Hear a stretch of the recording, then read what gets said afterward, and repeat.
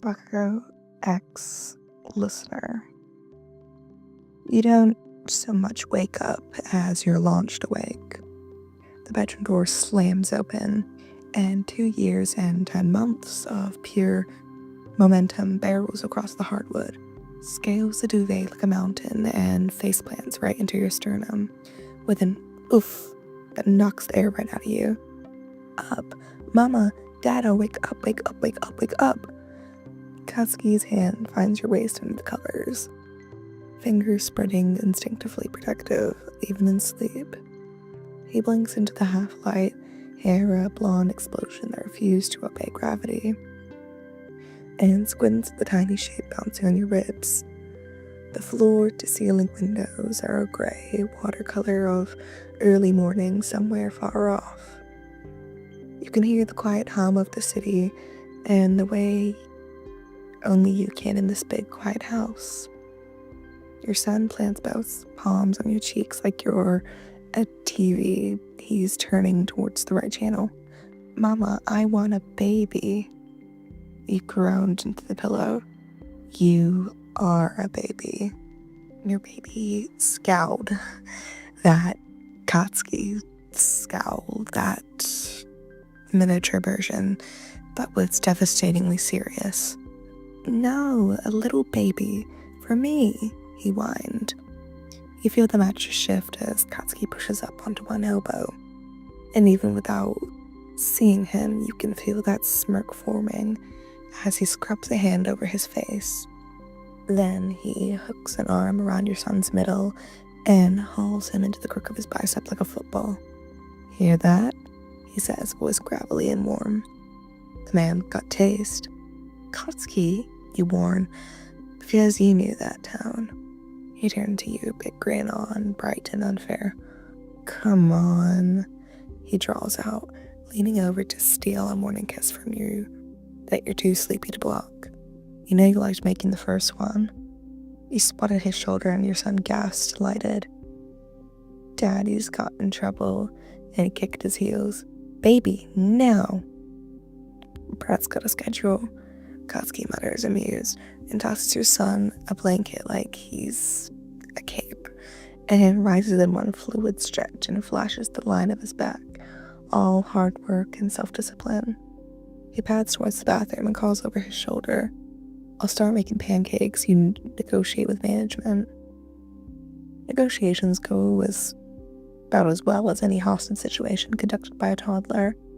5 minutes later, you're in one of Katsuki's t-shirts and socks that don't exactly match, being towed towards the hall by a small hand while the other, much larger one, flips pancakes in the kitchen with insulting ease. The kitchen looks like a magazine spread someone left their real life in. White stone, black fixtures, too many windows, and not enough clutter. Except for the one that Katsuki sets out. 3 plates, cut a mountain of strawberries, and poured you coffee exactly the way you like it. Your son climbs into his high chair and starts stacking strawberry slices. Baby stack, he informs the room. We're not stacking a baby, you tell him. Katsuki arches a brow and hands a pancake. Speak for yourself.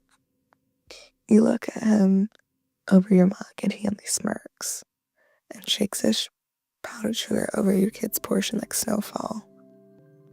How do we get a baby? Your son asks, solemn as a press conference. You inhale softly and cough, because let's be honest, you choked on your coffee at that. Katsuki pats your back, the traitor.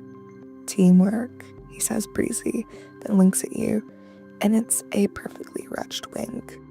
Your son accepts this answer with holy reverence and then jabs a strawberry on each index finger like claws. You give in to the smile that's been threatening since he first bulldozed the door. Teamwork, you echo, nudging Katsuki's hip with your knee. After breakfast, your house does what it does best and holds your life like a cupped palm. The playroom is a riot of soft mats, and sunlight in the backyard is hero-grade reinforced. Shock-absorbing panels disguised under grass because someone insisted on letting the brat practice footwork without knocking himself into next week. Katsuki's on the lawn in sweatpants and a faded dynamite tee, crouched to your son's eye level, tapping his fingers on his own knee. Wait here, good, quick, eyes up, what do you want? A baby, your son crows, attempting a heroic pivot that looks suspiciously like a hopscotch skip.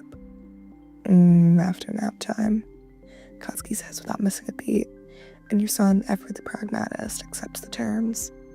When the nap finally happens, and after 2 books and 1 negotiation about stuffed animals count as the official nap buddy, and a stern Katsuki administered lecture about the significant art of resting. The house exhales, and you and Katsuki end up on the couch. Your feet under his thigh and his arm draped along your backrest, along your shoulders. The hush of the thick and golden air on the coffee table. A half-built tower was placed there, a baby monitor humming with static, and Katsuki's phone buzzing occasionally with agency updates he all but ignores. More kids, huh? You say softly, tracing a crack in the leather with your thumb. His mouth tilts. Plural. You look at him, at the man who was born loud and sharpened himself into precise, who gets home at 2 a.m., showers the smoke out of his hair, and tiptoes into the nursery just to check on that tiny chest that's moving up and down, who learned to swaddle like it was a technique worth mastering because it was for his son. You want a whole squad, you say. Damn right.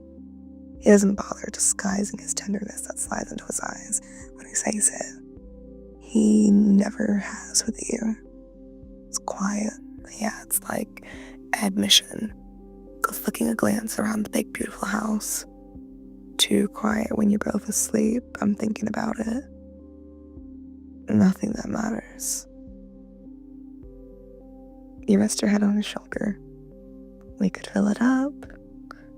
We will, he says, his voice easing absolute. Then after a beat, I know, it's your body, your call. He says it like a promise, like a vow next to another vow that he's kept every boring, unspecular, gorgeous day since. You think about the first time, the terror that came braided with excitement, the appointments he insisted on attending, even when he had to sprint from rooftop to make it. And when he put together a crib at 3 in the morning because he promised himself it would be perfect by dawn. The way your son came into the world with his fist ball declaring himself, and Katsuki, who could set the horizon on fire, went quiet for the first time in his life. I liked making the first one, you admit, smiling into his shirt. He huffs a laugh. Yeah, you did. Language, you remind him out of habit, even though he hadn't sworn once. I'm evolved.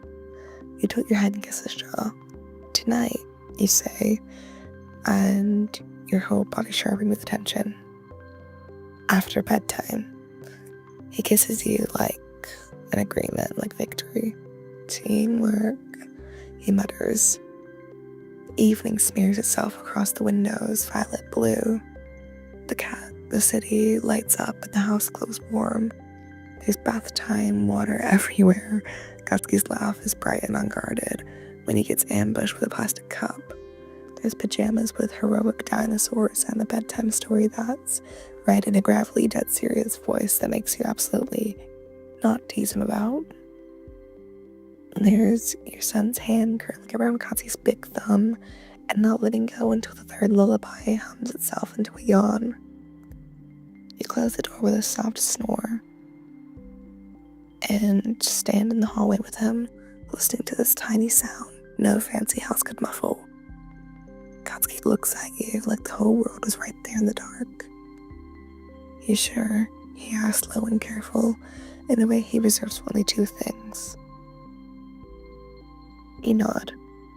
I'm sure. He grins. He's virile and happy, and you smack his chest again because of course he's going to say it again. Don't, you warn. Come on, he says anyway, backing towards your room, already laughing when you swat at him. You know you liked making the first one. The door clicks, and the household somewhere down the hall was a baby monitor that hums, and toddler that dreams of tiny capes and tinier siblings. Later, when you're tangled up in the quiet after, and the city makes that distant midnight sound, he lies on his side and runs the thumb over your cheekbone. All the power turned gentle. Gonna give him a teammate, he murmurs. Gonna give you whatever the hell you want. You thread your fingers through his. Who think what the stork thinks? Storks and extra, he snorts. We're the fucking A-team. You roll your eyes and pull him in. The house doesn't feel too big anymore. It feels like the future you can walk into barefoot. It feels like an outspoken and the kind voice that makes the buildings steady themselves. And in the morning you'll be launched awake again by a small missile in dinosaur pajamas. And that's all you can really ask for.